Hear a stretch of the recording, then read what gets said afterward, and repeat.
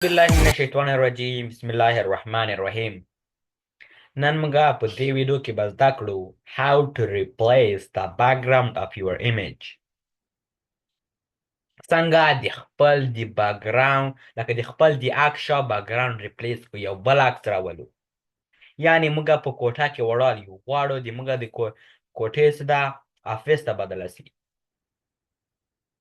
یعنی د کوټې په عکس په ځای د افیس راسي لکه موږ سي افیس کې وړال یو نو تاسې اول باید دلته اپس ته راسئ په اپس ته چې راغلی په دغه سرچ کې به ورته لیکئ replace background نو دا مو چې ورته لیکه تاسې به انټر وهئ نو انټر مو چې وښه ګوره replace background نو په دغه باندې به کلیک کړئ بیا په دغه باندې مو چې کلیک کړ دلته ګوره دا اوس همدغه اپس دا موږ اوس راته خلاصوي دا کوم اپس د تاسې د عکس د شا background replace کوي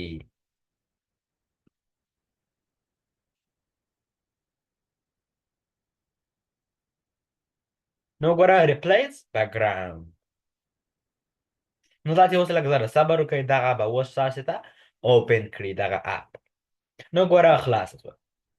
تاسې اول تاسې فایل چې وي جی پی جي وي پی ان جي باید وي جی پی ای جي باید وي که چیرې نور وي لکه ویډیو وي نسي کولی ترته ریپلیس یې کوي شا background لکه مثالا زه غواړم دغه یو عکس اوپن مې وښه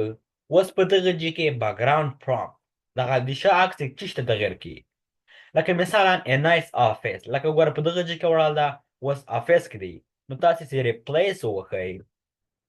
نو کوم جي کې چې وړال ده هغه به افیس ته چینج شي د شا background یې نو ګوره before after مخکې داسې وو او اوس داسې سو د شا background چې ده ګوره افیس لکه افیس کې وړال دغسې چینج سو دلته راسو په دغه جي کې تاسې د دغه سایز غټ کړئ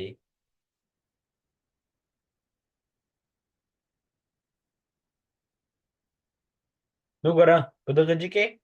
داسې څو لکه افیس نه د هغه ته واوښته د شا هغه background نه دغه ته واوښته او ګوره او که غواړئ لکه مثالا ګوره go back وښئ دلته ګوره بل عکس غواړئ راپلوډ کړئ په دغه جي کې لکه مثالا ما دغه عکس غواړم په دغه جي کې دی دا ده په لایبرري لکه مثالا کتابخانه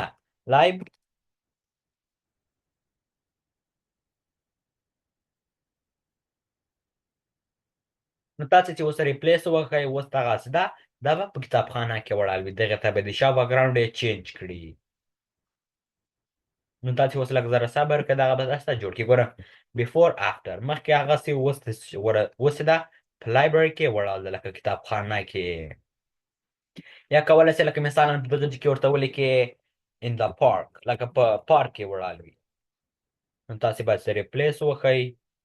نو اوس تاسې صبر وکړئ اوس به دغه به چینج کړي تاسې ته